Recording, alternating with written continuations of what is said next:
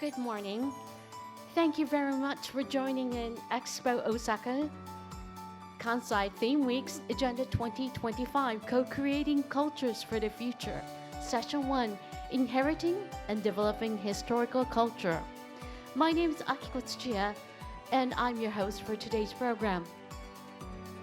Expo Osaka Kansai organizes Theme Weeks, which are programs aimed at solving global-scale issues. Theme Weeks are special initiatives held during the World Expo. They take advantage of the unique setting where countries from around the world gather in one place for 6 months. During these weeks, experts from various fields, companies, government officials, and everyday citizens come together. They share knowledge, exchange experiences, and engage in dialogue. The goal is to find a solution to global-scale issues, spark new ideas, and foster innovation. Together, we aim to create a future society for our lives, in collaboration with the world. There are 8 global themes featured in the Theme Weeks, and the current week is to talk about co-creating cultures for the future. Today's program is an Agenda 2025 organized program, and the theme of this session is Inheriting and Developing Historical Culture. This program is also in streaming at the virtual expo. So, without further ado, I'd like to invite the moderator and the panelists of the session. Everyone, please come forward to the stage. どうぞ拍手をお迎えください。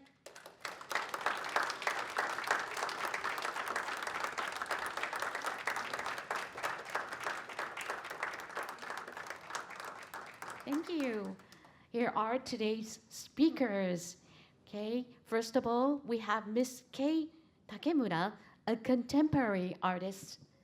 では一言お願いいたします。竹村圭と申します。本日はいらしていただいてありがとうございます。よろしくお願いいたします。ありがとうございます。And also, we have Miss Ruth Patir, an artist. ありがとうございます。Thank you for having me. Good morning. Thank you for joining us. And also, please welcome Mr. Ostap Slyvynsky, Pan-Ukraine.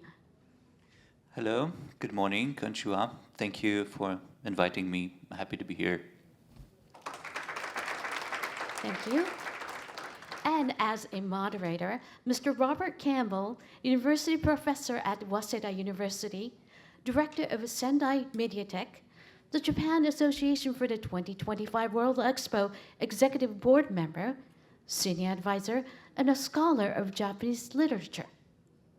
Thank you so much, Akiko, for that kind introduction. Welcome everyone to the first session of the Expo 2025 Theme Weeks. ロバート・キャンベルです。私はこれから、日本語で、行っていきたいというふうに思います。Welcome everyone, and thank you again, our panelists, for joining us today. 今日は、歴史文化の継承と発展と題してパネルを、行います。皆様には文化資源という言葉を、お聞きになったことはありますでしょうか。人間の活動で、生み出された多様な文化の総体を資源、というふうに考えまして、より、豊かで暮らしやすい社会の実現に向けて文化を活用しようというコンセプトなんですね。かつて生きた人々の営みを知り、未来へと歩むためにも共有すべき価値観ですとか、感性ですとか能力、逆に人類を不幸に導いてきたそれらを理解する上でとても大切なコンセプトだということは言えると思います。で、このセッションに登場するのは戦争、紛争、自然災害など社会を根底から揺るがす事件、そういう自然災害などを、そういったことが起きている場所を拠点に、そしてそのような事柄をマテリアルとして活動する世界的に注目されるアーティストの3名です。ここで日本、ウクライナ、イスラエル、それからガザ地区などにおける文化資源の現在地を問い、その意義について語り合って考察をしていこうと思っております。で、被害を受け、災禍によって壊されてしまった、かけらになってしまった文化財やインフラ、言葉そのものは人間のありようを浮かび上がらせるもの、立ち直らせるのに有効な素材となりうるというふうに考えています。芸術や工芸、さまざまな美術といったその文化資源は個人と社会を結びつけ、非常時の際に食べ物や住宅はとても大切ですけれども、それとは別の意味で命を育む、命を守るシェルターとなりうるのか、災害と戦争の最中に生まれた表現がその災禍を超えて起きたことの証言として後々どのように機能しうるのか、民主主義を脅かす動き、方向がいろんな方向から今我々の現在、私たちの社会に向かってさまざまな私たちのその価値というものを脅かしている現在ではありますが、文化資源あるいは文化財というものをそもそもアーカイブ化したり修復をしたり継承をしたり、それからそれをまた活用して新たな表現や、価値規範というものを揺り動く時代を捉え直し共有する、共感を可能にするものになるのではないかというふうに思い、今日は活発なそれぞれのお話、そして議論を展開していきたいというふうに思います。私は言語文化文学が専門ですので、まず一つの文化資源として言葉によって紡ぎ出された記録をまず皆さんと一緒に見ていきたいというふうに思います。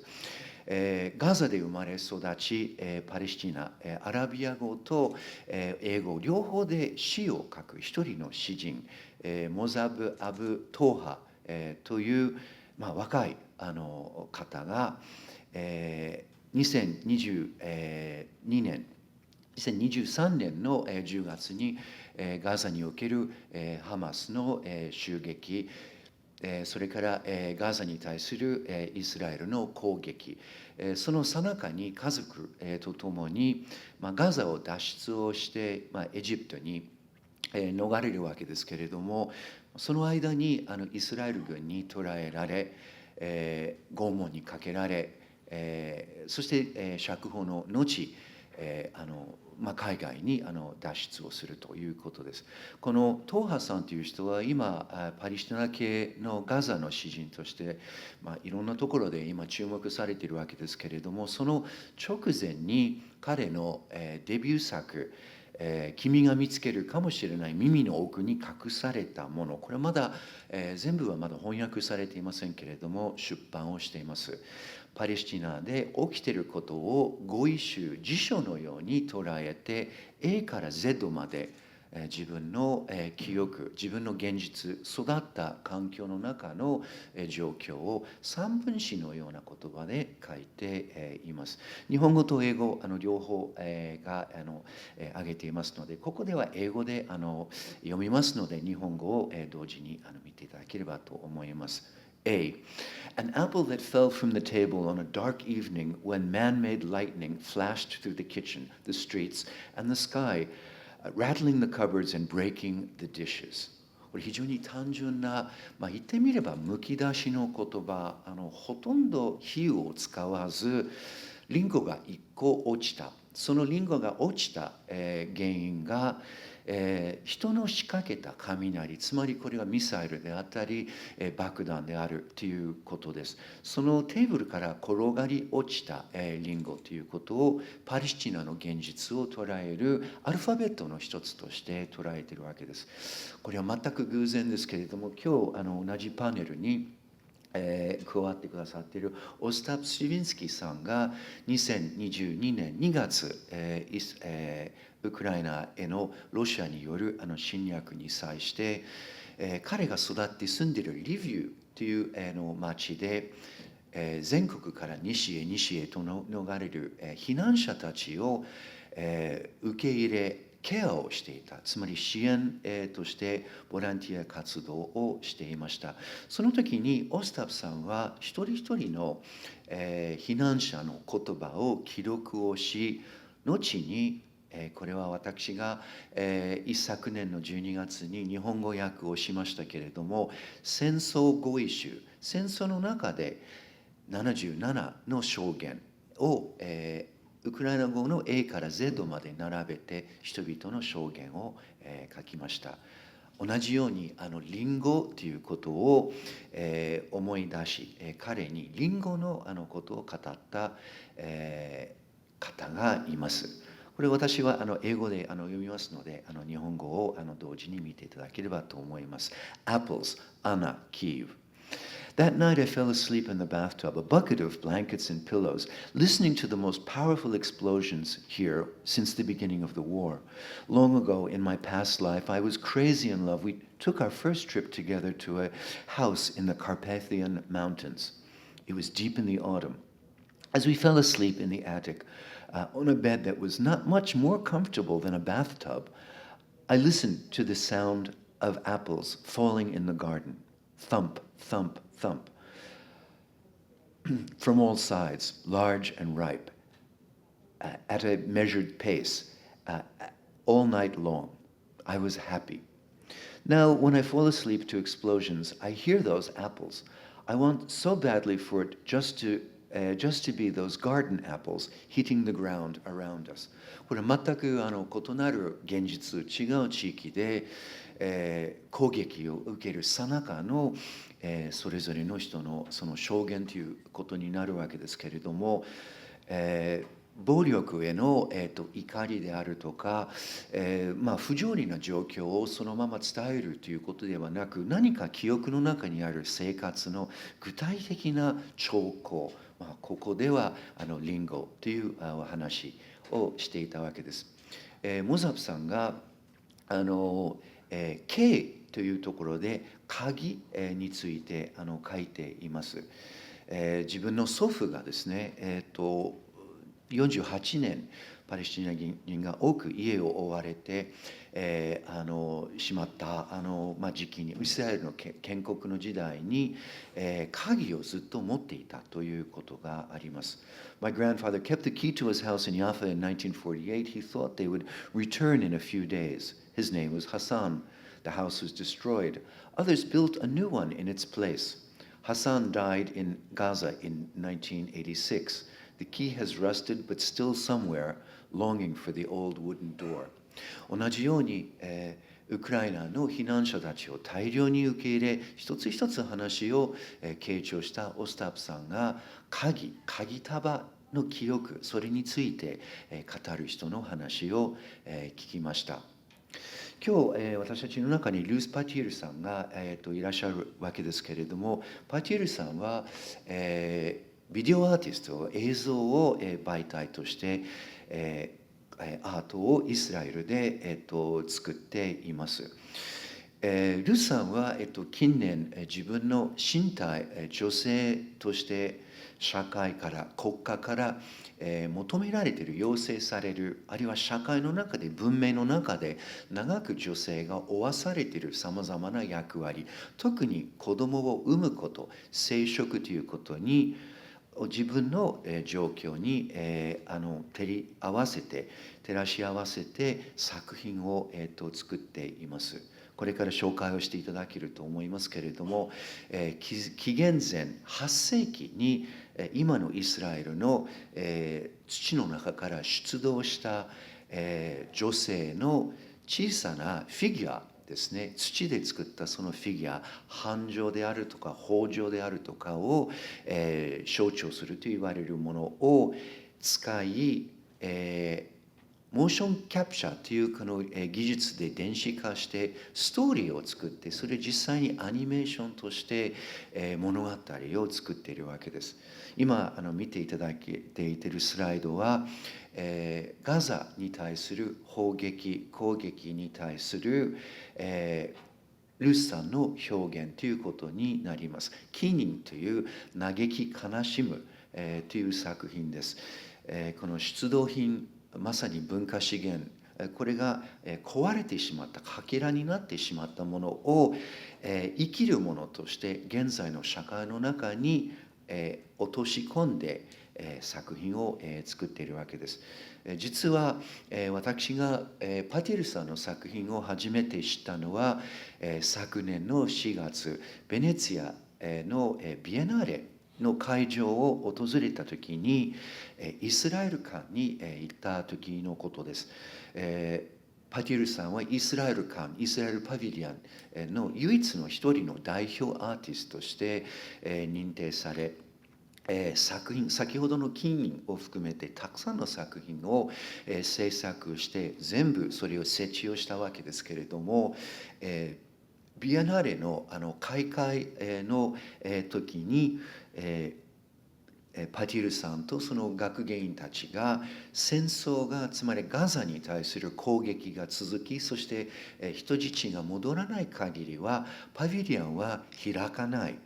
つまりイスラエルのその公式のパビリオンは全て準備はできていたわけですけれども、公開はしないということを決め、ここに私が撮った写真ですけれども、アーティスト担当キュレーターたちが兵線が発表され、人質が戻ってくる、その同意がなされた時に初めてこのパビリオンを開くということです。私は非常に胸を打たれました。一人の若いイスラエルの女性のアーティストが、言ってみれば国を背負って公式のそのパビリオンを自分の心情にのっとって、このパビリオンは平和がない限り人の命が今危うくされている状況に中ではそれを開けないということ、純粋に私はそう思いました。で、実はその時4月の17日同じ会場でヨーロッパのアーティストたちが組織を作ってベネツィアのそのビエナーレからイスラエル館を締め出そう、排除しようという運動を起こしていました。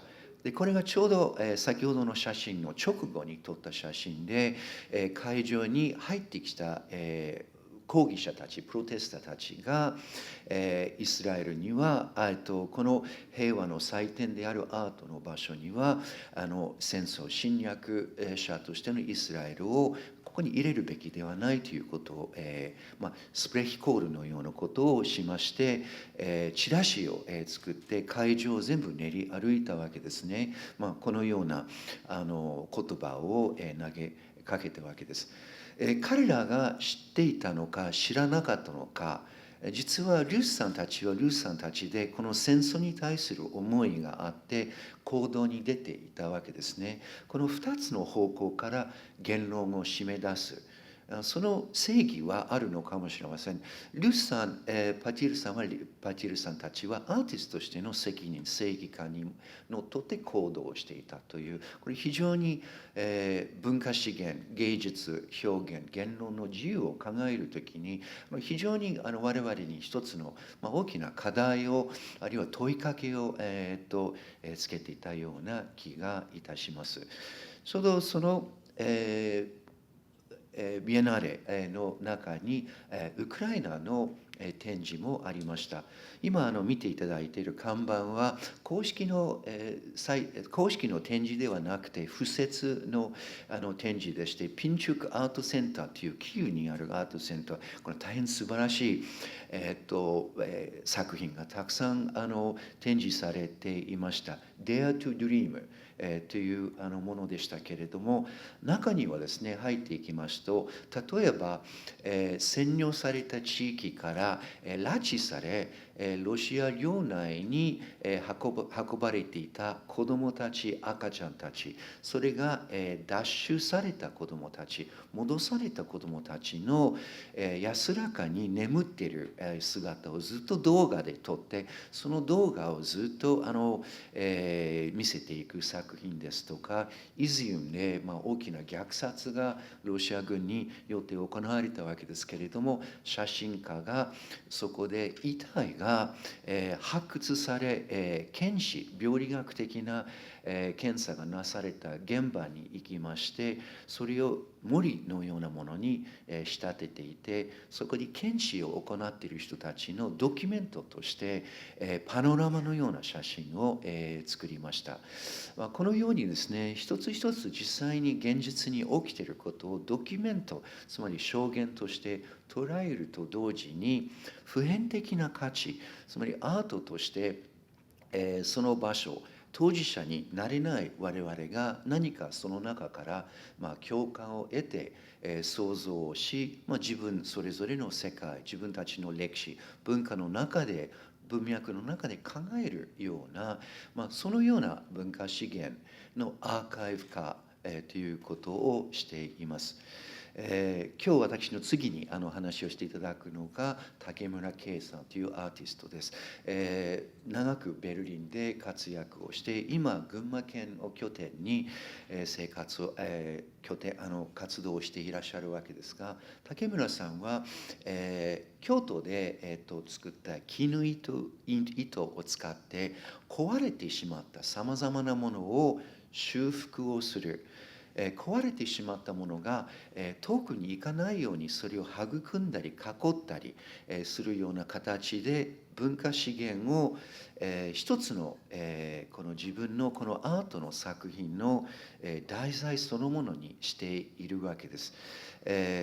私たちは先月一緒に能登半島の輪島と珠洲市に訪ねて竹村さんは初めてだったわけですけれども、さまざまな壊れた地域、漆の職人たちの生活でありますとか、作品ですとか、それからは、そこで活動している、例えば九谷焼が大量に砕けてしまったわけですけど、陶磁器片を集めて、でそれを金継ぎや呼び継ぎという形で輪島塗の人たちに新たなものを、作っていくという作品、その現場を、見て、描いてくることができました。こういう壊れてしまって遠くへ行ってしまう廃棄される、運命にあったものが回収され、そして記録として証言として、そしてさらにアートとして新たな問いかけを私たちに投げているというようなもの、それに対して竹村さんがどのように迎えるのか考えるかということを今日話をぜひ伺いたいというふうに思います。私の話が少し長くなったようですけれども、竹村さんいかがでしょうか。キャンベルさんありがとうございます。はい、現在群馬で、制作活動をしております竹村圭と申します。よろしくお願いいたします。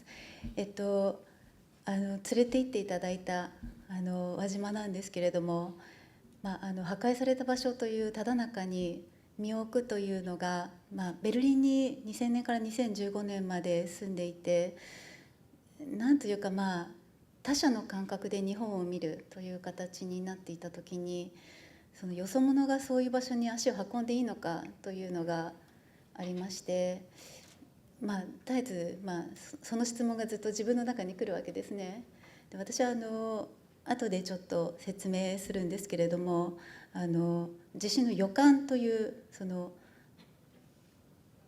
いずれ起こるであろうことに対して想定をするような作品は作っていたんですが、もう起こってしまったことに対して一つの器が落ちてしまったことに対しては責任を取れると思っていたんですが、それは個人的な物語として、でも一つの町どころかもうその一つの半島が本当に崩れている場所にどのような立ち位置でアーティストが何かできるのかということは、とても考えるところがありまして、でも先ほどご紹介いただいた奥山さんという一つのその個人的なつながりが、はい、本当にその細い糸を私につなげていただいて、でなんとかその意図を伝わってですね、連れて行っていただいたという形だったんですよね。はい、先ほどのその東波さんの詩がやっぱりリンゴが落ちたというのが能登のそのたくさんの器が落ちたという、はい、私が自分の作品に持っていこうと思ったのは瓦だったんですけれども、そのいろんな破壊という状況がいろんなことを同時に意味すると思っていて、ルースさんの壊れたもう何世紀も前の人形であったりとか、それが共通の言語を持ち得るということは、興味深いと思ってはい、アプローチしています。大変興味深いお話に呼んでいただいてありがとうございます。はい。ではい、よろしいですか。はい、ちょっとタイミングがちょっと良くなかったですね。すいません。はい。私ははい、今日はこの世界で壊れてしまったものをどう修復するかについて自分の制作を通してお話ししたいと思っております。はい、私は東京芸大で油画科に属してたんですけれども、油絵の具がどうも自分の肌に合わないと、自分の文化ではないんじゃないかと思いまして、探していた時に大学の時に古美術研究っていうのに連れて行かれまして、その時にあった1300年前に作られた天竺国州帳という絹で縫われた刺繍があったんですね。それが聖徳太子の奥さんが聖徳太子の死を悼んで縫ったものなんですけれども、縫わせたものなんですけれども、それが今まで残っているのを見て、油絵の具と同じぐらいこれは持つことができる、保つことができるマテリアルだということで絹糸を使い出したんですね。それでこれ卒業制作の作品なんですけれども、6ヶ月間ずっと縫い続けた刺繍という作品になります。でその後2000年から2015年までベルリンに先ほど申し上げたんですけどいたんですけれども、2000年から住み始めたアパートが、本当に変わったところで、こちら今写真に出ているのは北向きの方のアパートなんですけれども、北向きのアパートと南向きのアパートを一つの穴を大家さんが作ってくださいまして、つなげたところに住んでいたんですね。でその北側のアパートっていうのは大家さんが、禁止されてる言葉なんですけど、気違いと呼ぶ変わった人が住んでいたところだったみたいで、彼は火をつけたりとか、もうそれを消すためにお水をバンバン撒いてみたりとか、もうやたらもういろんなことをして、その上に壁紙をまた貼り付けたりとか、もうとにかく私が行った時はもうぐちゃぐちゃだったんですけれども、大家さんが3ヶ月間の家賃をタダにしてくれるというので、じゃあ私住みますということで住み始めることになったんですね。それでここで試みたのが、このアパートがだから気違いの人が住んでいた、そのままダメージを受けたというままでキープされていたそのイメージを修復することが目的でした。で、前の住人が残していったのが、左上のイメージなんですけれども、壁紙のその残りかすみたいなものが平等院鳳凰堂の天女のように見えまして、美しいなと単純に思いまして、ただものすごいカビ臭い場所だったんですけれども、この、壁紙の残りがその前の住人が残したメッセージのように見えたんですね。それでそれを絹の白い糸で全部縫い残そうというのが、この作品の最初のアイディアで、2年間かけてずっとこのお家をきれいにしてですね、で壁紙は右の方にちょっと残っているゴミ袋みたいなのに入ってるんですけれども、それは一部でいろいろきれいにしてこの状態になったんですけれども、はい、これと並行しまして南向きのお家に住んでたんですけれども、そちらの方にもやはり、時折事件は起こるんですね。で初めて自分で備え付けた洗濯機があったんですけれども、それが一人で勝手に1メートル散歩してしまったおかげで、その上に置いてあった大事な食器っていうのが、一つずつ全部落ちて割れたんですね。でその後ホースが外れて大洪水が起こったわけです。それが後で考えますと東日本大震災の予兆のように思える惨状だったんですけれども、たまたま近くにあったカーテン用の布で、とりあえず割れ物を包んでおいたのが、それから今まで続くことになる修復のシリーズの最初となりました。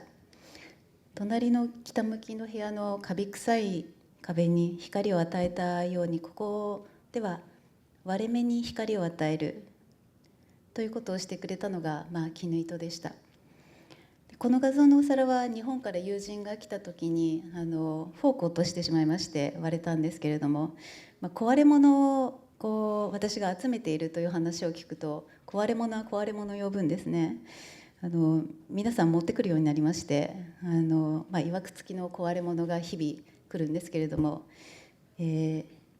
こちらはシドニーに滞在制作した時に、自分のおばあちゃまから結婚式の時にもらった数枚のお皿ですね。それを一気に割ったと。で割れてしまったんだけど捨てられないと。で取っておいたものを私にくれたという、そのようなものを修復した作品です。先ほどキャンベルさんおっしゃったように、その壊れたものをどこかに散らばさないように、私は仮に包んでおくという言い方をするんですけれども、この散逸しないということ、そしてそのものの本質を変えない、その時間をとどめておくということが重要なんですね。で先ほどの洗濯機がこれから来る大地震の予兆だったのではないかというお話をしたんですけれども、2005年に久々に東京に戻った時、何十年に一度東京を襲う大地震が今年来るかもしれないという記事を読みまして、その頃友人の AN が結婚して新居を買ったところに遊びに行ったんですけれども、壁にひびがいってたんですね。でそれでとうとう来るのかと、この家がなくなってしまったら嫌だなということで、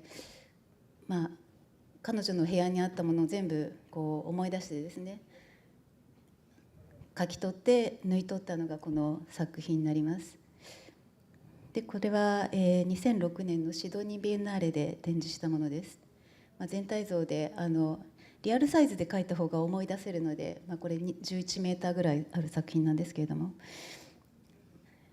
そして地震を怖がってた私のもとにイラン人の友人の松屋バハリっていうジャーナリストが来たんですね。で彼は今イスラエルにいて戦時下をフィルムで撮っていると。で何でもいいから写真を送ってくれって言ったんですね。そしたら自分は写真は撮ってなかったんですけれども、友人のジャーナリストが写真を撮っているからこの写真を送ってやるって言ってもらったのがこれの背景になっているハイファストリートというところで撮られた悲劇の写真なんですね。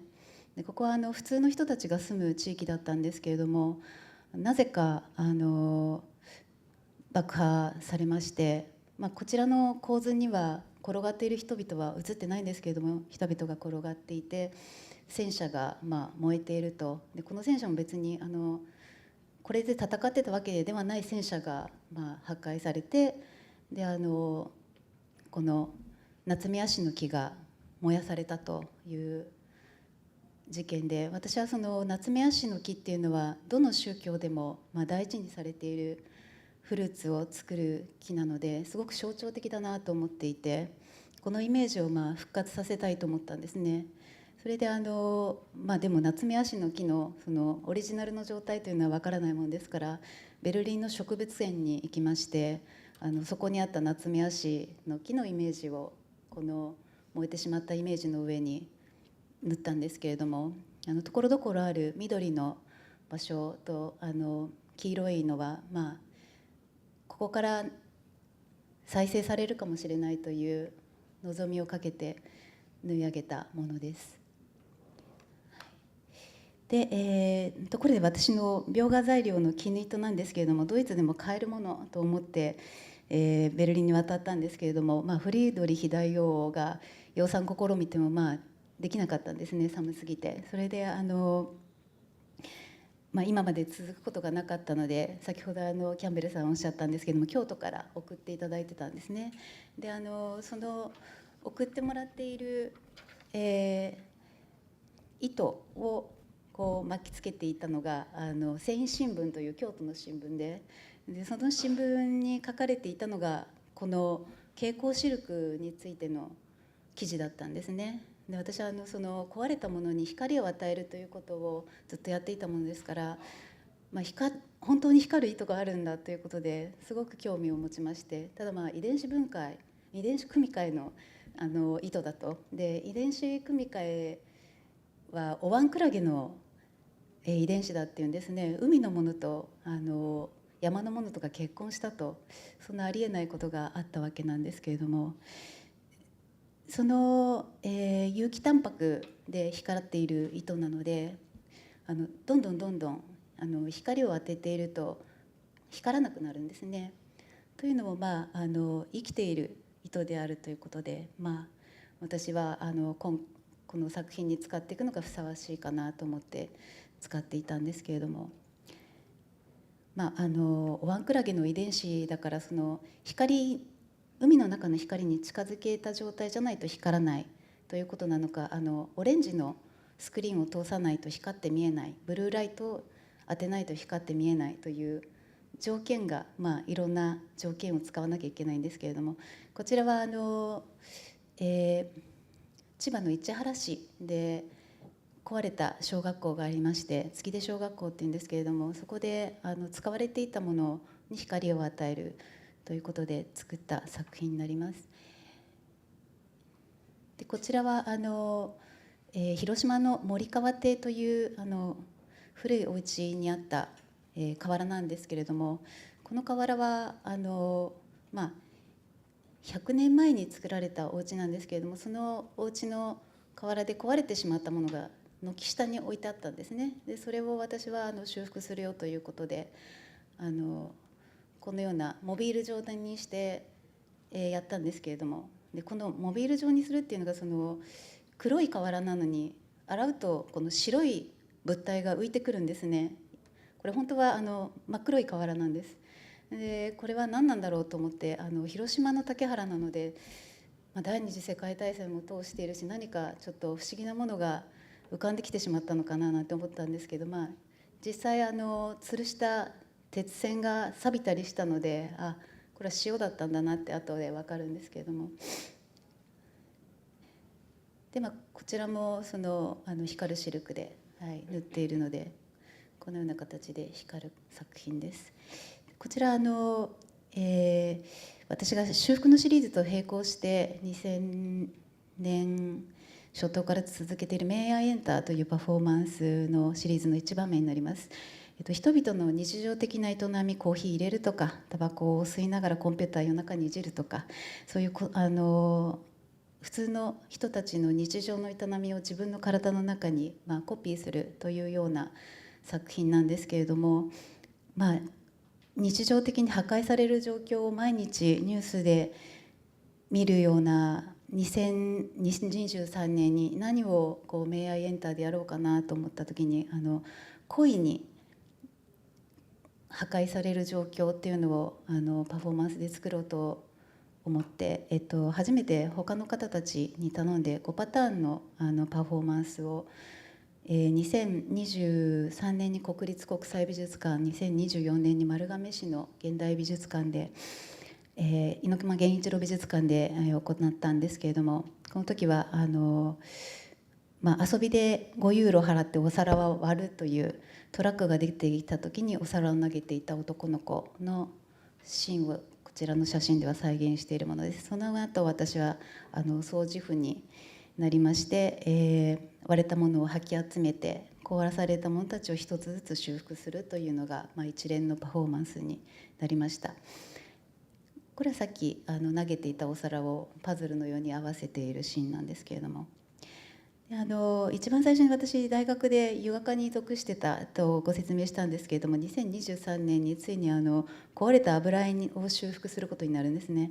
でこちらは第二次世界大戦の時に疎開先で水害にあった、クロード・モネの、睡蓮の絵なんですけれども、はい、柳の陰影という柳の繁栄という作品ですね。でこちらありがたいことにこの作品がモネが他の美術館にロダン美術館に預けていたおかげで白黒写真でその美術館で撮っておいていただいたためにイメージが残っていたんですね。白黒ではあったんですけれども、それでその白黒写真の濃淡に合わせて色を合わせていったんですけれども、この写真をもとに失われたイメージとその色を埋めていったんですが、使った絹糸は全て伝統色のお能の衣装のために染められた糸だったので、モネのその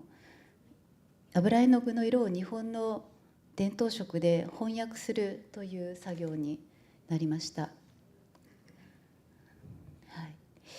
私は地震の予感についての作品を作ってたんですけど、いまだに先ほどのお話なんですけれども壊されてしまった場所というのには行ったことがなかったんですね。それで先日キャンベルさんと伺ったこちら能登なんですけれども、先ほどの壊れ物が壊れ物を呼ぶという話なんですけれども、竹原の河原に出会ったものですから、能登の河原にも引き寄せられたというか、どのような形で河原があるのかと伺ったところ、このような山のところにお連れいただきまして、はい、地震から1年4ヶ月経った後だったので、道路とかは整っていて、やっぱりこうやって解体が進んでいる状態で、でもこの山を見た時にその一つ一つの器が落ちる、一つのリンゴが落ちるというレベルではないんですよね。でもその一つ一つの瓦にフォーカスするとちゃんとそれぞれの色がありまして、遠くから見たら全部黒一色の瓦に見えるんですけれども、それが割れたことによってその中の土がここの場所だけで作られたものではないということを証明していたりして、これは本当に未来に向けてちょっとアプローチしようと思っている、作品の素材になります。でい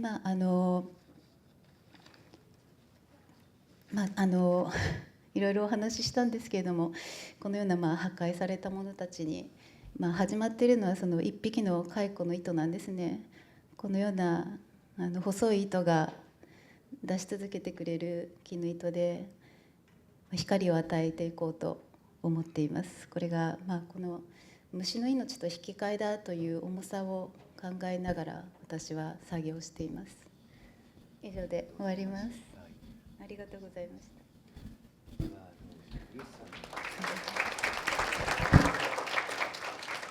Can I ask you to give some impressions of your impressions of Kay's talk, and then lead that into your presentation itself?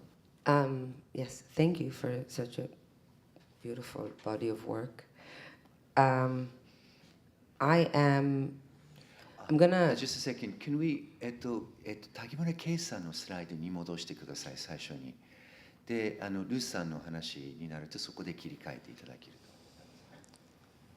Go ahead. Okay.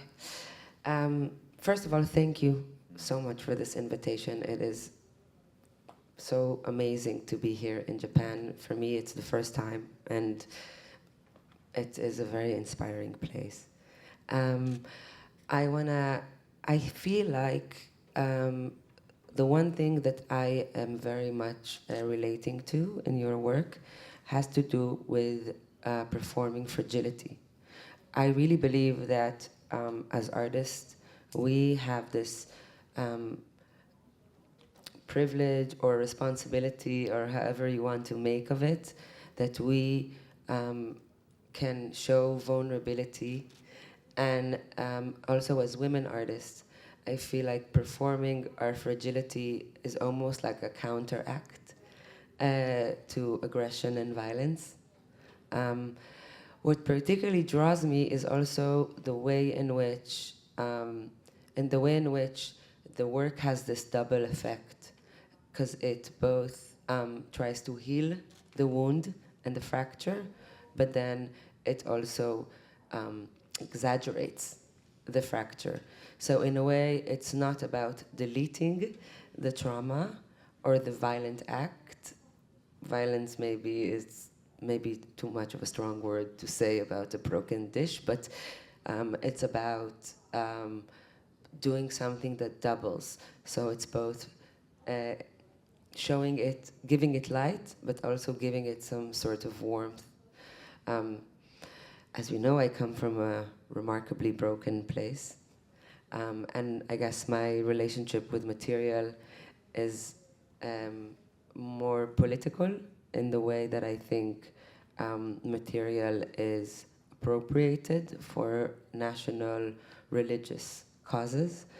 And so I wish I could just you could rub off a bit of the sort of tranquility and sereneness of your practice, which I think my region lacks.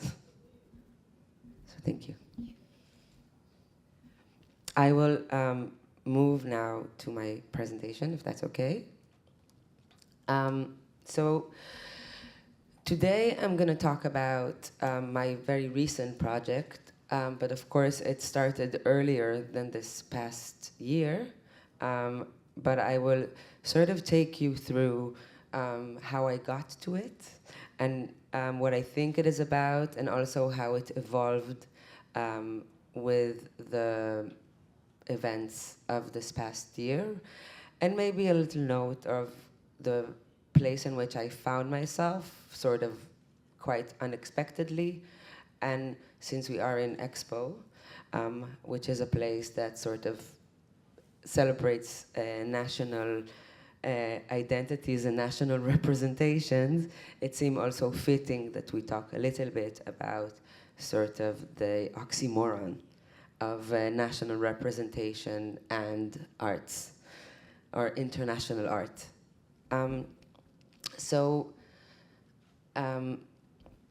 I was also living abroad.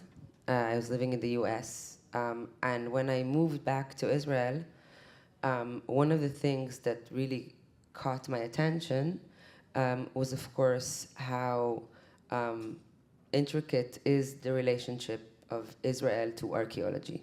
Now, Israel is sort of part of the wave of the last nation states, right? So as a new nation state, it really takes on this idea of going in to the earth and doing archaeological excavations in order to find sort of historical facts for the right of the land, like trying to create like an historical story around the theological narrative. Most of these excavations have a lot of political motivation.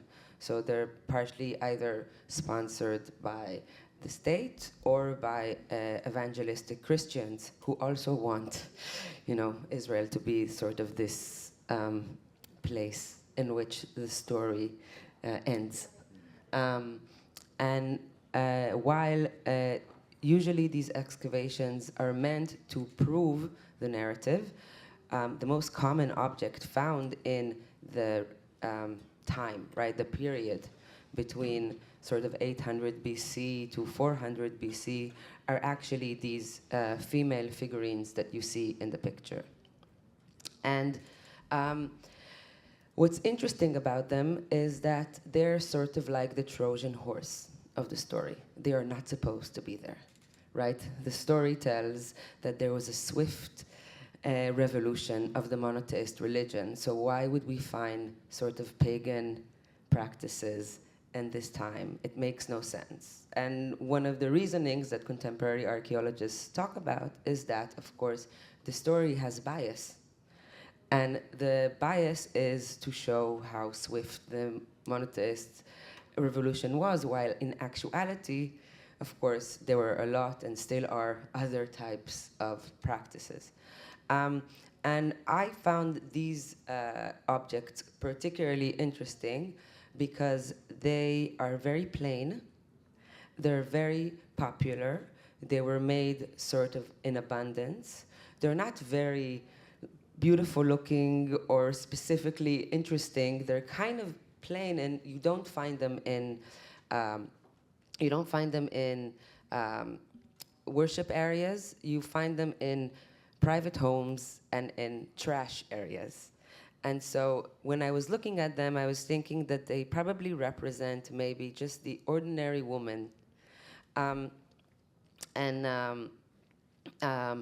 of the more significant things we know about them is that they're called Judean pillar figurines because they're made out of a pillar. That their face is made in two ways, either by like a two-finger squinting or with a mold, because they're from the Iron Age. And their hands are holding their breasts. And so for many, many, many years, there have been many arguments around the purpose of this object. And the predominant sort of conclusion is that they are fertility deities. But again, contemporary archaeologists nowadays are quite more humble in how they describe their findings of archaeology, and they say that the idea of them being fertility goddesses is a projection, right? So we project from the present onto the past.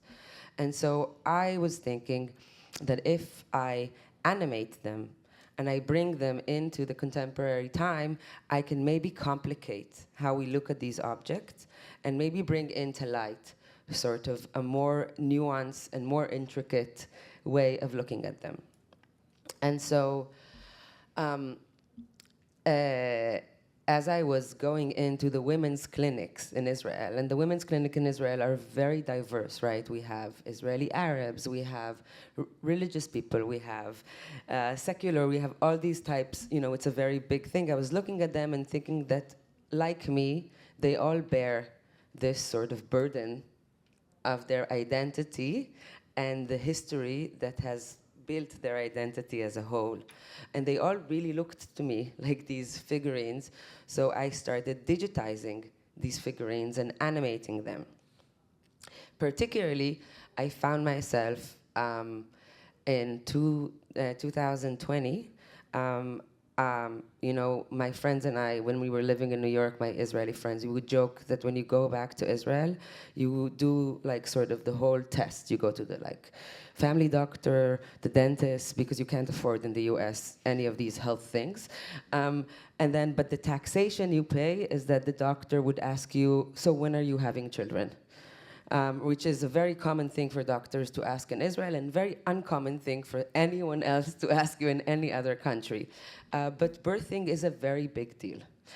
And so I found myself taking the genetical test and realizing that I did inherit BRCA, which is a genetic mutation that for women, it raises your chances of breast and ovaries cancer. And so in Israel, the immediate recommendation is to undergo fertility preservation treatment, fully funded by the state. And again, it's one of the only countries in the world that subsidizes IVF. So while anywhere else in the world, IVF is a very like privileged, upper class sort of thing to do, in Israel it's actually it's very, very popular and it's very affordable because they want you to have babies. So as I was going through these places, I sort of decided to cross between the past and the present using 3D animation. So this is sort of one scene from the waiting room as the deities are like doom scrolling, awaiting their time. But as time passed and I realized that I am actually sort of confronted by this burden of history. So I decided, sort of against my intuition, I'm usually behind the camera, to put myself as the lead character. And I started secretly recording all of my interaction with the medical world, right? So I'm going to show you a film which is sort of the first film, the introduction to the project that was there. So it's called intake because it's the first sort of intake you do with the doctors as you meet them for the first time. Oh, before, sorry. As Robert was mentioning, the way I would do this, right, is using a motion capture suit. And the reasoning is that while my body was overgoing all of these technological advances and I was creating more eggs than like a natural person would, I also decided to document my body in its movement. And so during these egg freezing rounds, I would wear the suit. And as you can see, this is the sort of behind the stage, and you can see, so I am injecting hormones and wearing a motion capture suit, and therefore I can take this 800 BC fertility figurine or female figurine and have her do the thing with me as my avatar. So here it is.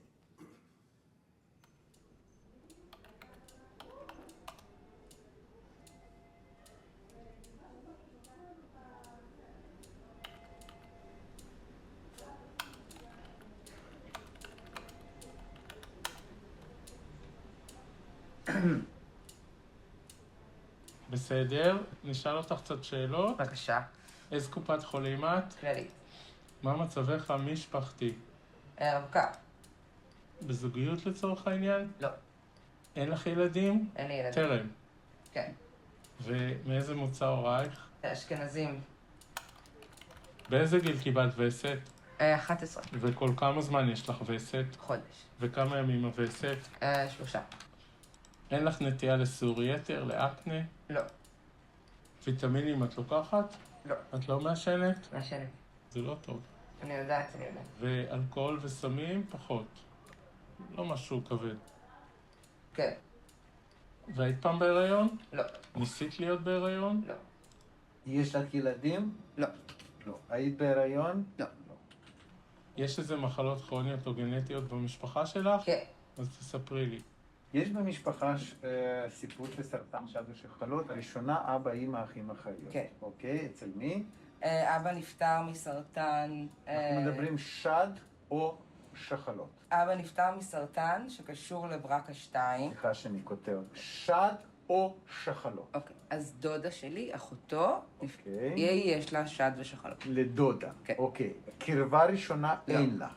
אוקיי. אבא שלי ואחותו, שניהם נשאים של ברקה 2. דרך אבא הבנו שלדודה יש ברקה, ואז... עשית בדיקה ו... יש לי ברקה 2. יש לך ברקה 2. אוקיי.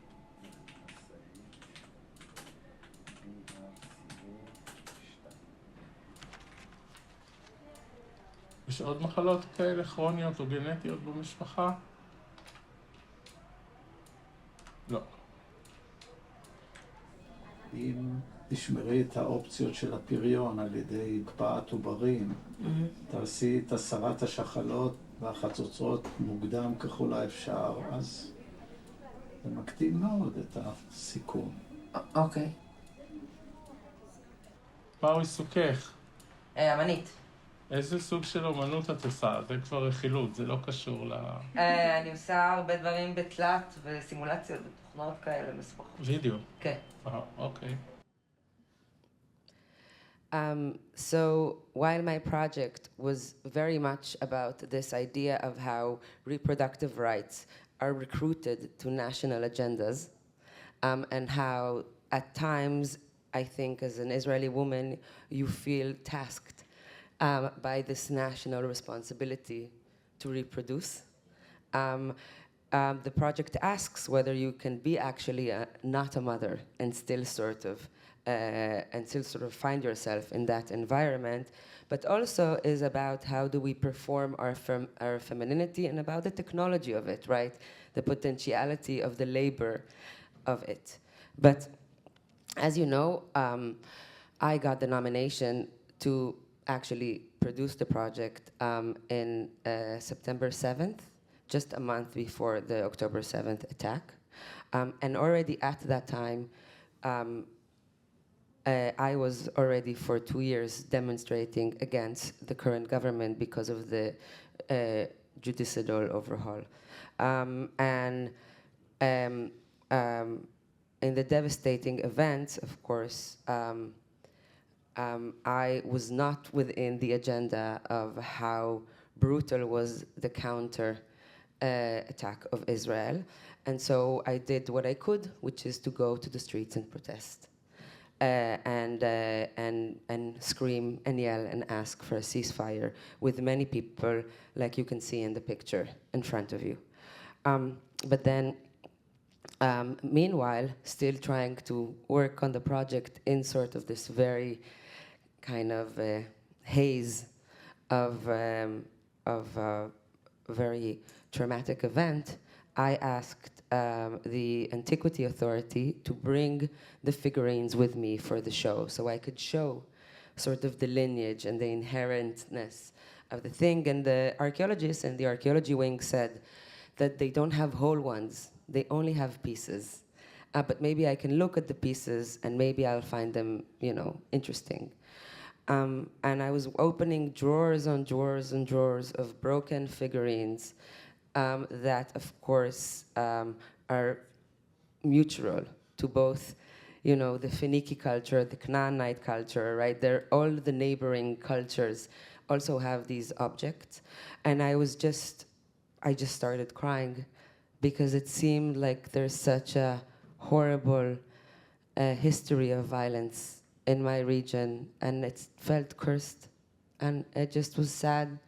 And I knew that I don't know what the reality would be, but I knew that I could answer what I thought by performing or showing the grief and anger. And so I made this new piece, which was called Keening, which Robert had mentioned before. And the idea of it was there is this very ancient practice called keening, which is lamentation.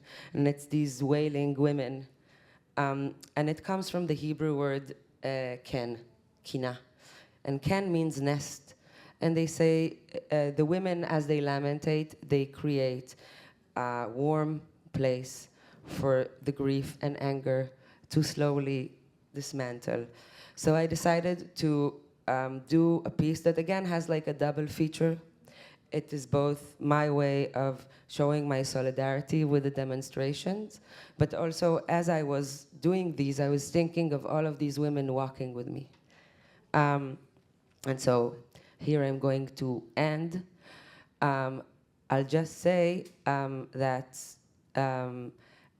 at this time, April, right, 2023, I felt like I lack agency.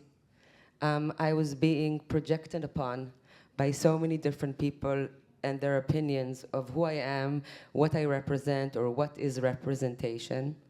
And I felt like I lost my voice in the chaos and in the misinformation and sort of narratives. But I did have this building. And that was my space. And in that space, I could make an act, and an act of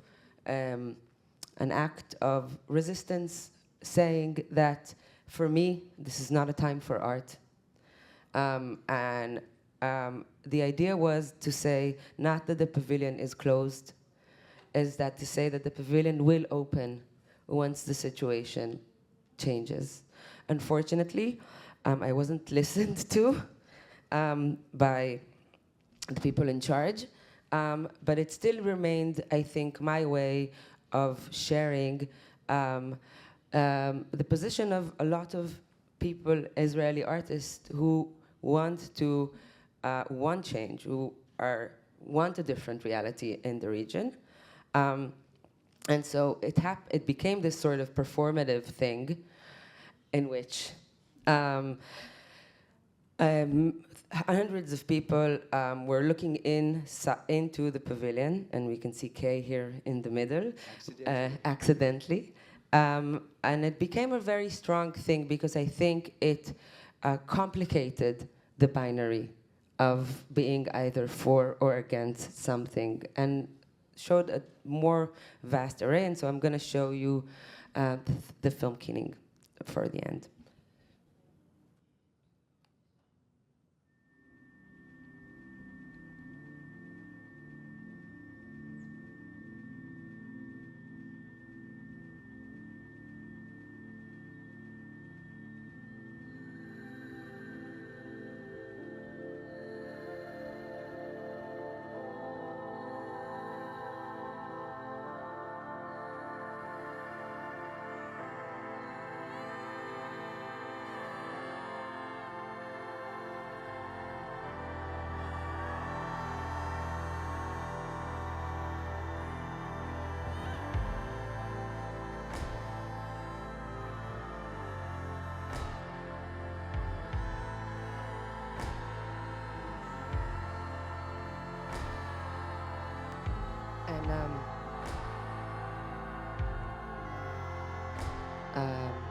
I just want to say that this was made in April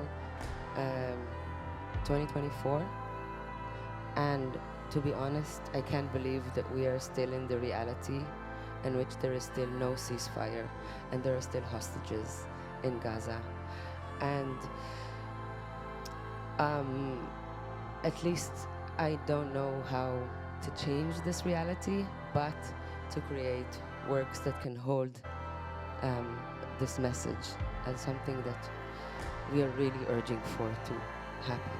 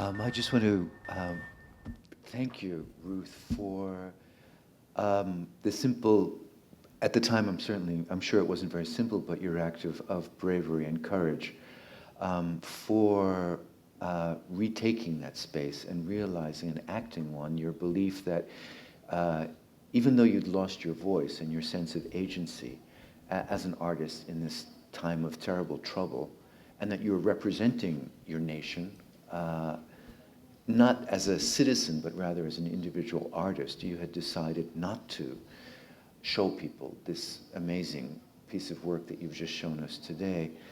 The very fact, as I stood there watching from the outside, I felt that it was a very, very personal, it must have been a very personal decision for you to do that. And I also want to thank you and to acknowledge your courage for being here today as well, for telling your story, sharing your story with all of us who can't have access, can empathize but don't have the entrance or the place to begin to actually imagine what it's like to be an artist, to deal with cultural resources in the way that you have, and turn them into a very personal but also a very universal way for us to understand and perhaps empathize as well. But anyway, I just wanted to give you some applause for that.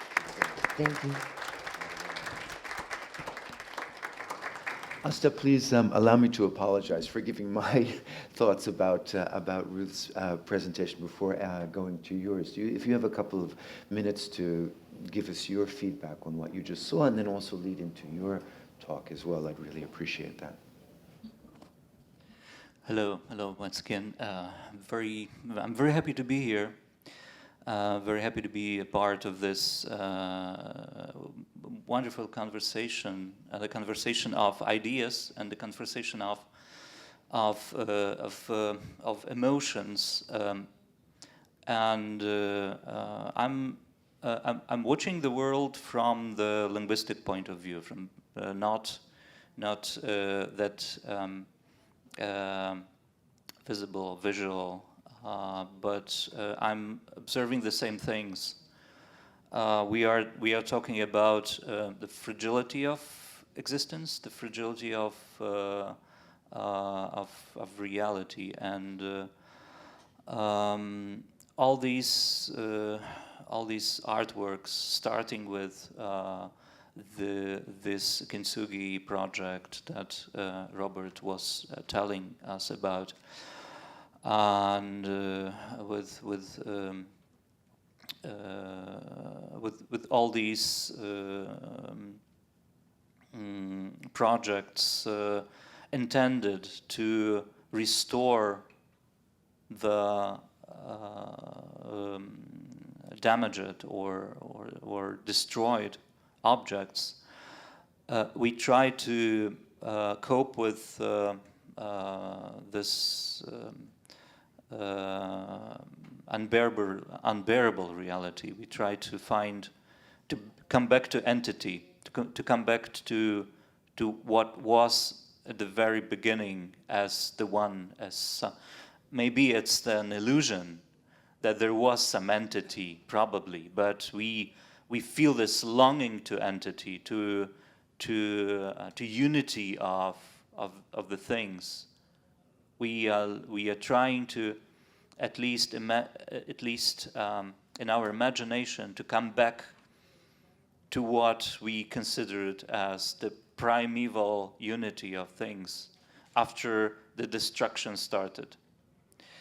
And it really resembles me what we saw in Kay's work and Ruth's works, what I am trying to do with language, because my project that I'm going to present is also some kind of linguistic kintsugi, because after the Ukrainians found themselves within the war, within the military aggression, we experienced our world as ruined, as destroyed and split in fragments. Most of us found ourselves in the situation when the semantics of normal, usual language could not cope with the reality, and we should reinvent the language. That's why the aspect I'm going to present this project is reinventing the language.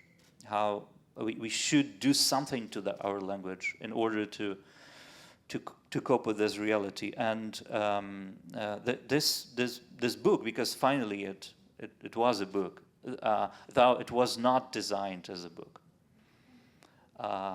When I started collecting stories, the Ukrainian book market and Ukrainian culture as a whole was in a standstill.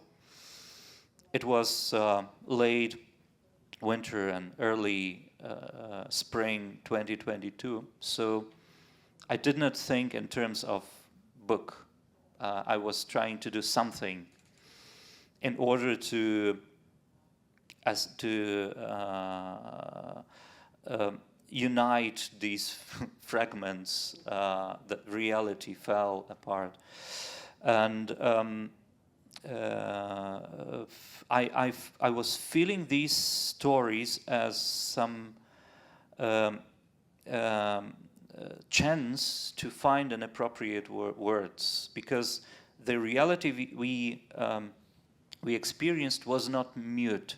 We could feel this muteness inside ourselves, some kind of muteness, some kinds of numbness maybe.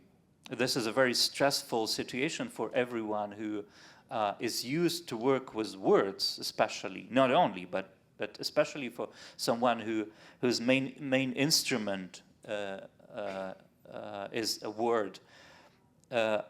But one of my most important experiences was that reality was coming with some words. It was bringing some words. Sometimes the unexpected words may be too simple, too mundane, too banal sometimes even, because you could expect something more sublime facing such an incredible reality. We were expecting something more sublime, but these words and these stories sometimes were very, very primitive, very simple, are the mere structures of stories, without decorations, without spare emotional load, only the narrative, only the description of what happened or what was happening, without reaction and without reflection. But the whole situation was was overloaded with stories. Here on this slide, you can see the scene at the railway station in my city, in Lviv, which turned into a humanitarian hub during the first months of the Russian full-scale aggression against Ukraine. Every day, the railway station in Lviv accepted around from 10 to 20,000 people every day in these first days and weeks of the full-scale invasion. And of course, many volunteers were necessary. The people who were ready to help those people, those displaced people, and helping them with information, with very basic things, food, hot drinks, and shelter.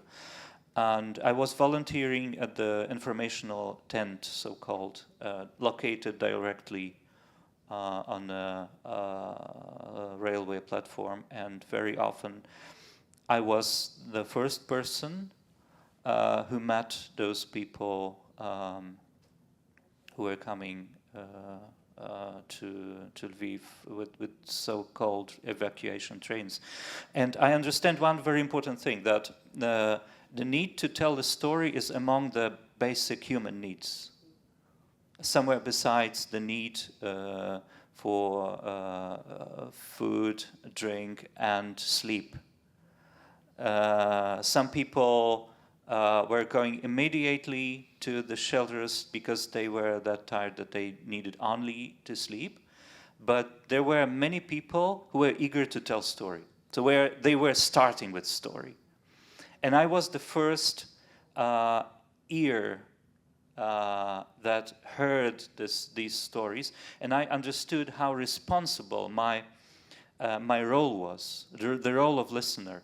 That's why I do not present myself in this book, The Ukrainian Dictionary of War, as an author. I'm not an author.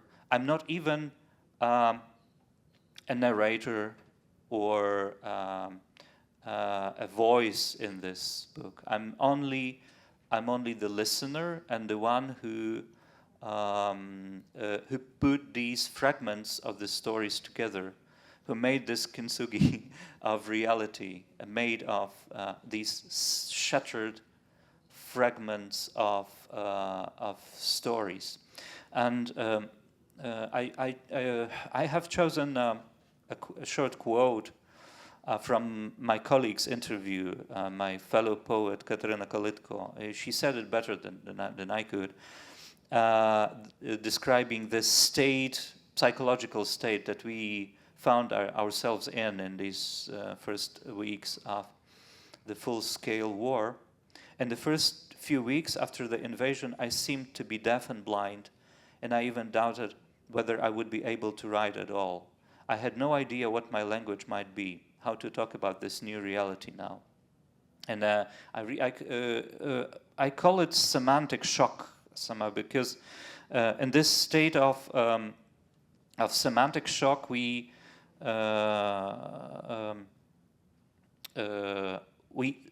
find ourselves in a very dangerous situation because we stop describing world.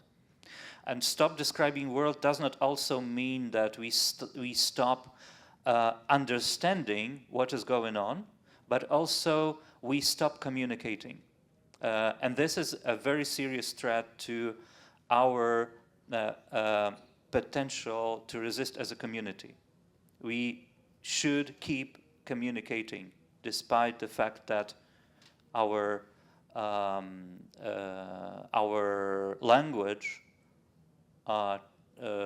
appears helpless in this reality. So this project, the Dictionary of War, was also some kind of semantic resistance. After I started collecting these stories, I had no idea what to do with them. My first primitive idea was to start publishing them on my Facebook page, and very many people immediately reacted. I did not know what to expect, but they started commenting, they started sharing them. Moreover, many people started sending me private messages with their own stories. Therefore, I understood that this project could not be my author's project. That this is some kind of a river accepting other streams of stories, and this immediately turned into a social project. A social project not only linguistic or cultural or literary, but the project of mutual psychological support.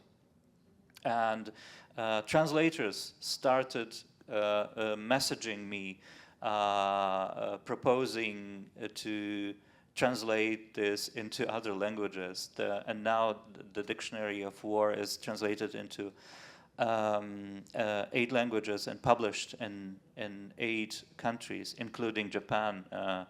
Robert translated it into Japanese, and it was published last year in Japan by Iwanami Shoten, 2023, with a wonderful Robert's essay. And I understood that this is some kind to cope, maybe one of our ways to cope with reality. And I'd like to stress on 3 aspects of this work. The first aspect is metaphor, because metaphor is it's something that my interlocutors usually did not use, because they used a very strict, very simple language. The metaphor, but many readers and translators and publishers perceived these texts as poetry, as literature, as fiction, or even poetry. They were finding metaphors, a lot of metaphors in these texts, but it was paradoxical to me slightly, but I understood that if metaphor appears in these narratives, it appears on the stage of reading, not on the stage of narrative itself. Here, this is an interesting example of this story where the metaphor appeared on the stage of illustration.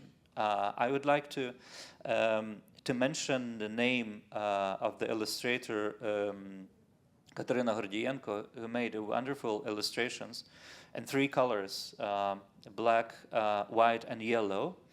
The story is entitled Sun, and told by Nina, a woman who internally displaced woman. When the war started, I thought I would cry a lot, because generally I cry easily. But now I'm all plugged up. And all this time, not one tear. I only cried once. It was when I left the shelter, after sitting down there for a long time, stepping into the bright sunlight, I burst into tears. I walked home like that, and I wasn't sure whether it was a real cry or just tears falling. That what really attracted my attention in this fragment was the question of what is real cry. But the sun appeared more important to me. That's why I put this title, and I paved the way for an illustrator to create the metaphor of a crying sun, and you can see these tears instead of the tears rays / tears. The next thing is very important thing is detail. Many of my interlocutors use detail as a key to reality. They use detail to describe what they were feeling, and sometimes detail it unlocks the meaning of a general ideas that change their meanings, like safety. What is safety? What is time? What means night and day? What means calendar and home? Of course, one of the basic ideas, concepts that change their meaning during wartime is home. What is home? And this is basically a story about home, but the detail, the key is very unexpected here. Home. Irina, a young woman from my city, from Lviv. I read this online. After a nuclear explosion, wash hair thoroughly with a shampoo, but under no circumstances use a hair conditioner, as it fixes particles of radioactive dust in the hair. In my bathroom, I take my jar with the hair conditioner and hide it in the back of another shelf. For a while, I try to figure out what I just did. I grow anxious and put the jar back where it was. In that moment, I love that jar so much. Stay with me, my conditioner jar. You are my home, you are my everything. As just the jar with the hair conditioner becomes the synonym of home, and it unlocks the whole meaning of the fragility of home, and it becomes the anchor of stability, stability and hope. And the last thing is the return to archaic. It corresponds well with the main topic of our conversation today, because what we are experiencing now is a revival of very old, ancient forms of speaking, of ways of speaking, and the genres like morning song or farewell song or lullaby or spell or curse are now reviving in Ukrainian literature. And Halina Kruk, a poet, said in her interview in 2023, our literature returns to very primeval basic functions, not the aesthetic function, not the function of pleasure or entertainment. Poetry sounds like a prayer, a spell or a curse, a confession or a song of mourning. These are all forms and function that existed in primitive syncretic poetry. During the war, it all returns. And it happens not only in literature, but also in music, for example. And here you can see a screenshot of a video clip of the song performed by Nastya Shevchenko, who performs under the stage name Stasik. And this is a very exceptional song because it combines lullaby and spell.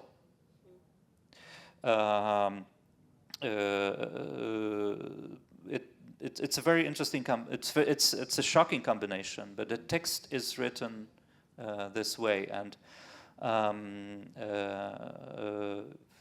but it's also a song of regret. I pity you, my enemy. That's what you can see there.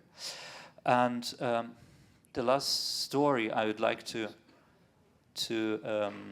quote is. It also shows this return of a very old, archaic, ancient forms of speech. It displays the revival of this very old, primitive belief in the magical role of language. So I'll finish with this story, prayer. When we were driving out of the occupied city, a Muslim woman sat near me with her child. We were driving at night in total darkness, not a single lantern behind the windows, and that made it even more scary. We knew we'd have to pass a couple of enemy checkpoints, and anything could happen at any of them. Someone said that the darkness was for the better because all kinds of things were going on in the fields or on the roadsides. Things that would haunt our dreams. Though by that time, I no longer dreamed when I slept. As we drove, I was simply scared, but the woman prayed constantly. So I asked her, "Can I join you? I don't know any prayers." And she taught me, "A'udhu billahi min ash-shaytan ir-rajim." This prayer seeks refuge from Satan. To this day, I repeat it often. It's enough for me to know this one, because I would only ever ask God for one thing, protection from the devil. So the whole culture, the literature, the poetry, they perform this one role to unite the community and to give us back this power to cope with reality. But first of all, we have to bring the splattered, shattered fragments of reality together, also as a form of dictionary. Thank you. Great. Thank you very much.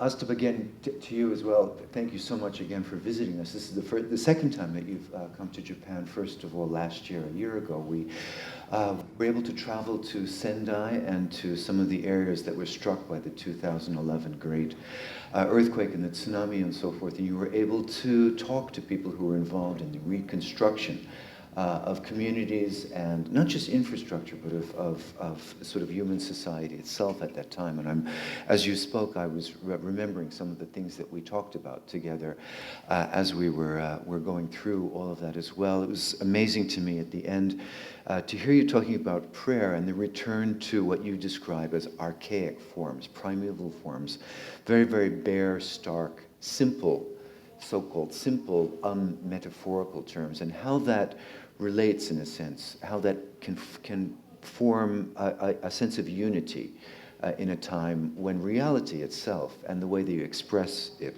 seems fragmented and is literally fractured. That seems to mesh or combine very, very well with Ruth's work and what you were talking about, especially at the end in this keening, Nagiki Kanashimu, this title, this amazing piece that you created in the last weeks before the exhibition, which was shut itself, which demonstrates people, especially women, protesting against violence and using primeval, archaic effigies as avatars to represent identity in the presence. And that, for me, it seems like we were bringing ourselves together in a way as material to think about how to use cultural resources, not simply as methods of education and understanding about so-called national histories, but also of ways of coping with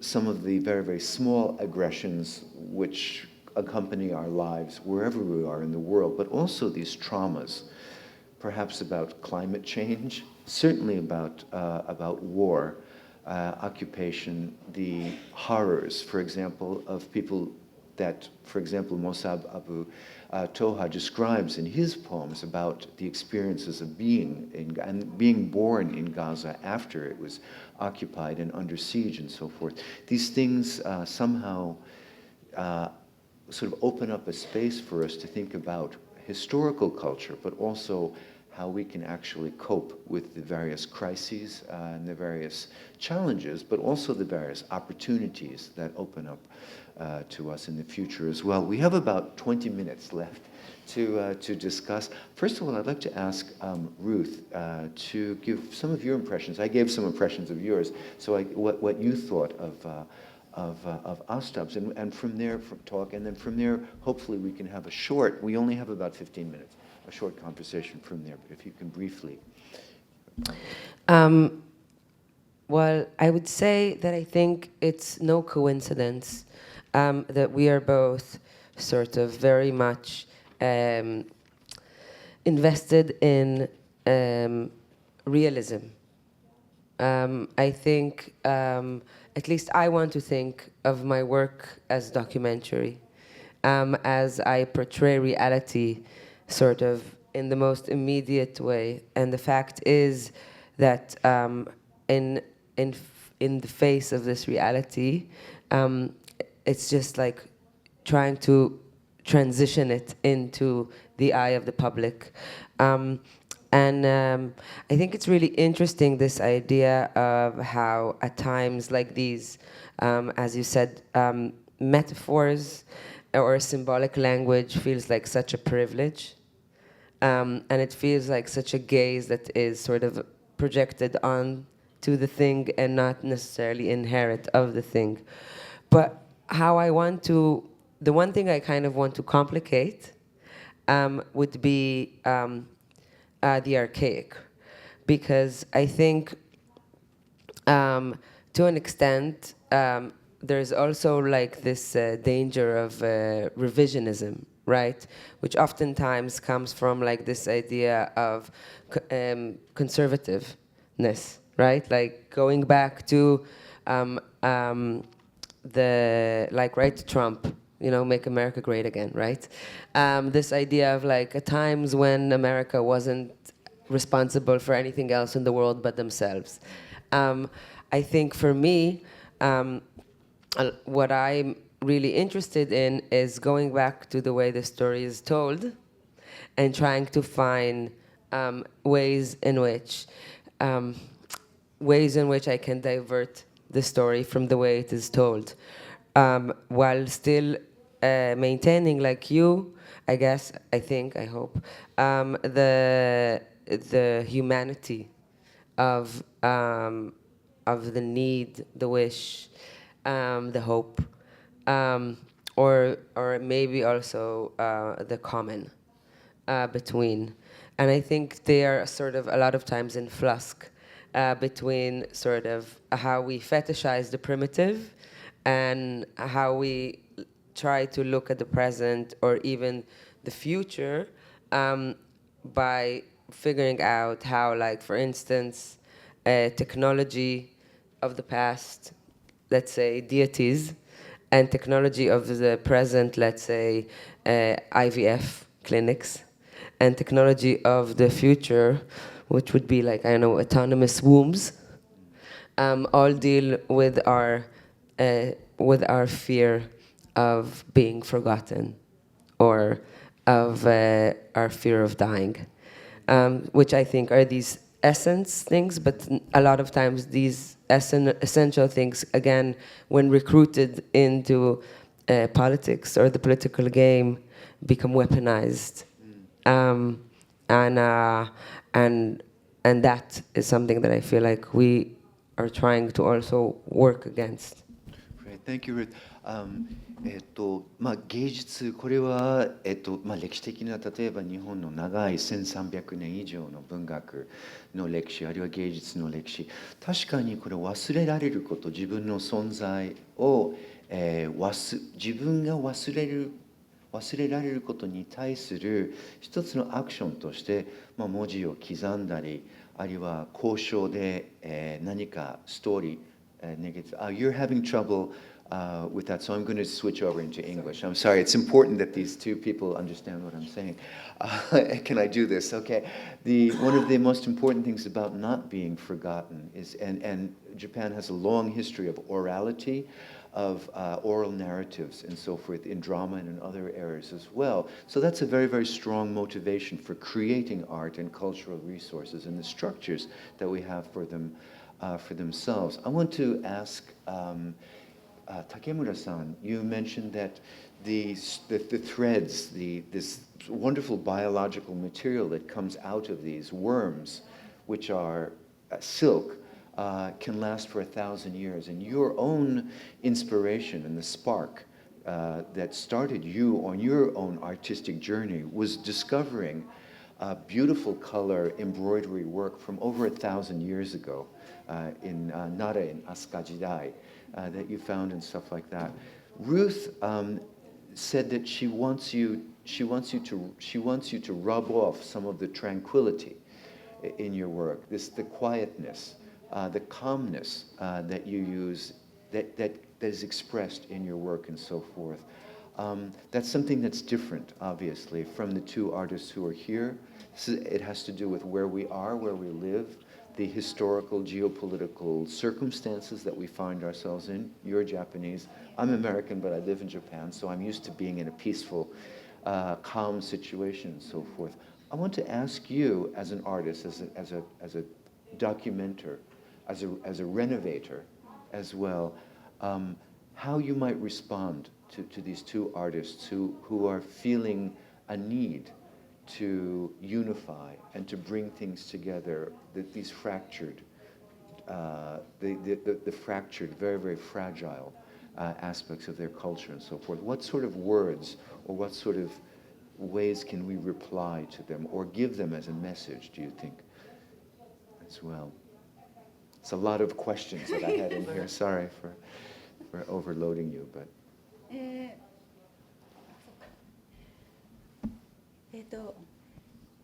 今こちらの日本語とキャンベルさんの英語が混ざってわけが分からなくなったんですけれどもすいません。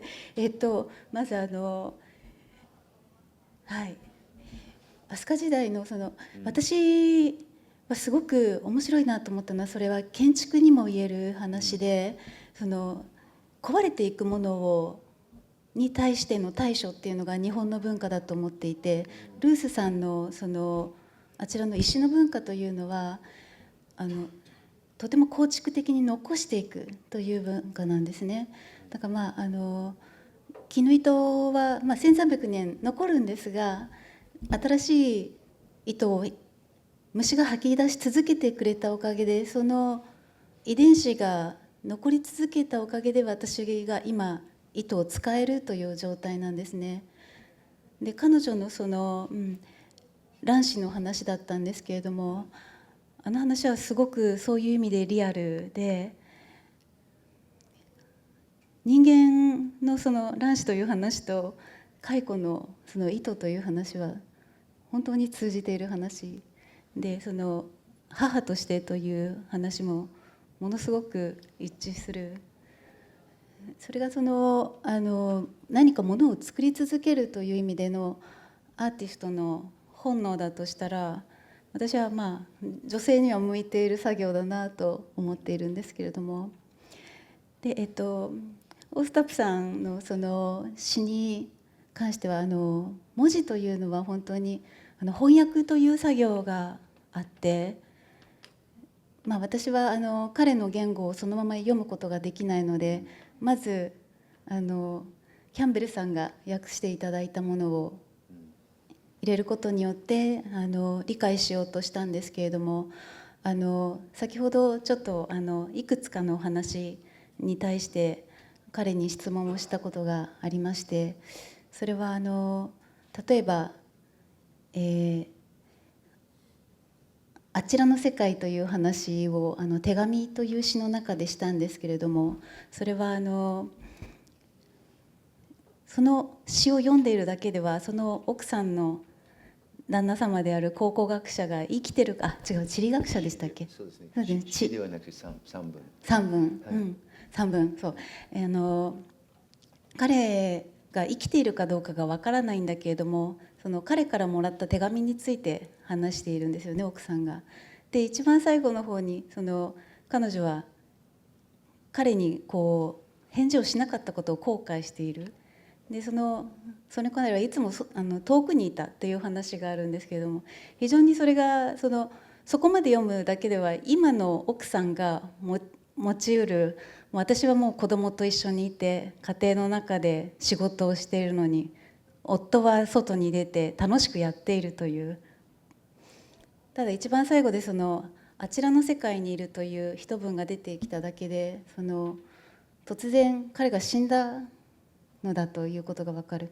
そして死んだというのがあちらの世界という言い方が、私はどういう単語を彼の国では使っているんだろうという興味があって、翻訳という問題は非常にすごく大きなものを含んでいると思っているんですけれども、どのようにだから、彼の散文はとてもシンプルなので、私たち日本人でもそのまま読んでとても分かりやすい、キャンベルさんの訳が分かりやすくなっているんだとも思うんですが、それが今私たちが生きる現実と非常に共有できるというところが、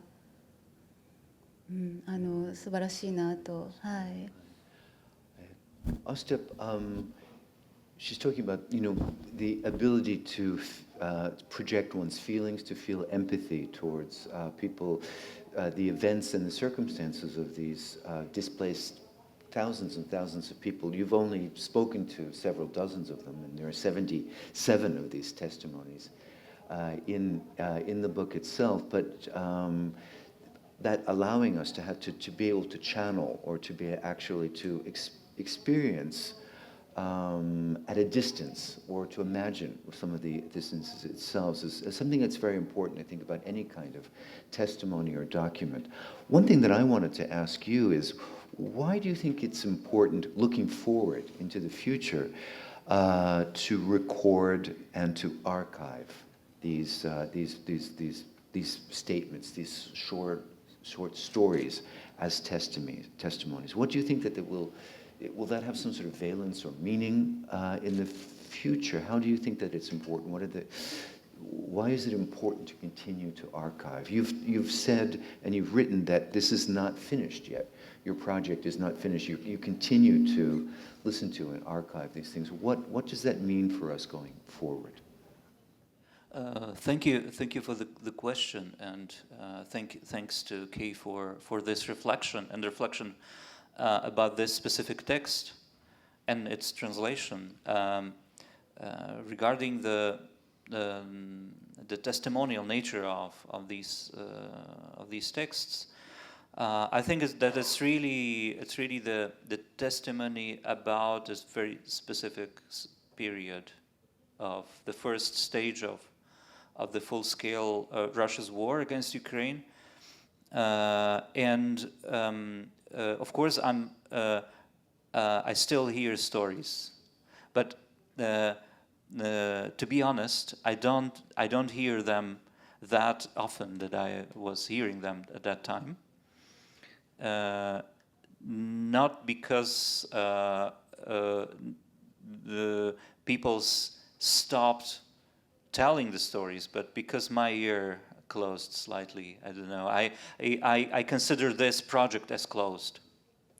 I will probably use these stories that I have recorded and noted after I had finished the work on the Dictionary of War, but I will probably use them in some different way. I would prefer this book to remain the evidence of this very specific period of time. This is, for us, despite the horrible fact that the war is still going on, this is already some kind of retrospective. We have changed since this initial period of war. But also, I think that answering to your question, Robert, I think that this, why is it important to document it? I think that there are two basic things. First, these people would remain unheard unless I made these stories the text and published it as a book, and it's still it's a very I have trembles when I think about the fact that I became their voice and the one who transmitted their stories to not only to some communities but to the world after the project started being translated into many languages, and the world celebrities started presenting these stories on huge stages. But the second thing is it was a key word, evidence here. I think that these stories can also be evidence of crimes, of the war crimes committed by specific persons. They can be used as evidence during trials, for example, which hopefully will happen one day. Thank you.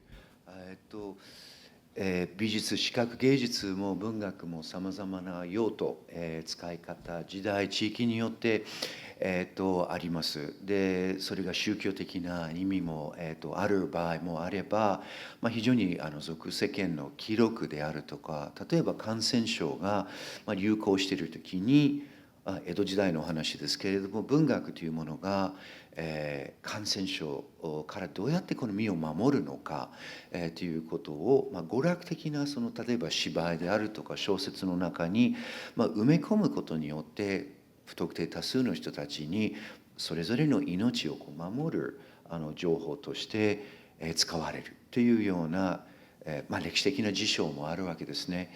で、今日一番最後にオスタフさんがおっしゃったように、これはよく英語でTransitional Justice、移行期の正義、戦争が終わったり停戦、人質が戻った後に全てそこで、平和が実は人々の心に訪れるわけではないわけですね。戦争行為が終わったとしても正義、自分たちに対して何をされたのか、何をしたのかということを、長い時間をかけて、社会の中でそれぞれのコミュニティの中で語り合われたり、あるいは語り合わないことによって次の、暴力のそのサイクルにつながっていくということも20世紀の戦争、あるいは今世紀のさまざまな現在起きていることから分かると思います。今日は文化資源、歴史的な文化、歴史から残された私たちの周りにあるものやこと、あるいは言葉というものからどのようにまさに命輝く社会のデザイン、この大阪・関西の万博のメインテーマであるものを私たちのその生きた対であったり助けであったり資源として作っていけるかということを今日少し考えることができたように思います。非常にテーマウィークスの一番この頭から一番のっけから非常に重い、ある意味非常に暗い題材から始まったわけですけど、実は私のこの万博のこのシニアアドバイザー理事としてずっと関わっていて思っていたことが、150年以上続いているこの国際博覧会というものそのものがその時の時代の国の経済、殖産ですね、工業、あるいは軍事、さまざまなその国としての力というものを、ある意味競い合うようにして、一つの場所の中で共有される、非常に文化的に歴史的に大きな意味はもちろんあるわけですけれども、今回は経済に直結する、あるいは工業に直結する、もちろんイノベーションはIT をはじめとするデータサイエンスは非常に私たちのこれからの地球そのものを守る、あるいは脅かす、いろんなその意味、可能性があるわけで、それを直前から渡り合って考えていかないといけないわけですけれども、根本的に表現、文化的なその資源、私たちは文化財と呼ばれるものと命というものがどこでつながるのか、どういうところに脆弱性があり、あるいは私たちにそれが栄養になり、共有すべき、そして語り合えるような場所がどこで作れるかということを、まずこの他ではないこの大阪万博の会場で、皆様に今日3人の方に集まっていただいて語り合いたいなというふうに、思いました。午後からまた別の形でアート、表現ということを切り口にして、命ということは語り合われていくと思いますけれども、まずは、ウクライナから、イスラエルから、それから、日本から、それぞれのアーティスト、表現者たちが現在の中で文化資源とどういうふうに渡り合い、それを用いて、自分のアイデンティティを表現しようとしているかということを、みんなと一緒に少し考えることができたわけです。今日本当に感謝しかないということはよく言う言葉でありますけど、今日は本当に遠いところから遠くない我々も含めてですね、ここを思いを一つにして、この、歴史的なその文化のこの継承と展開ということについて話し合えたということは大変ありがたいというふうに思います。まず本当にありがとうございます。そして皆さんに今日聞き届けてくださった方々には感謝を申し上げたいというふうに思います。私たちの時間は少し今2分ほど過ぎましたので、お開きにしたいと思います。今日は本当にありがとうございました。Thank you all very much. This concludes the session. Again, thank you, Mr. Campbell, Ms. Takemura, Ms. Patir, Mr. Slyvynsky for a truly thought-provoking exchange. 皆様、今一度大きな拍手をお願いいたします。Please make your way down from the stage. 皆様、どうぞご講談ください。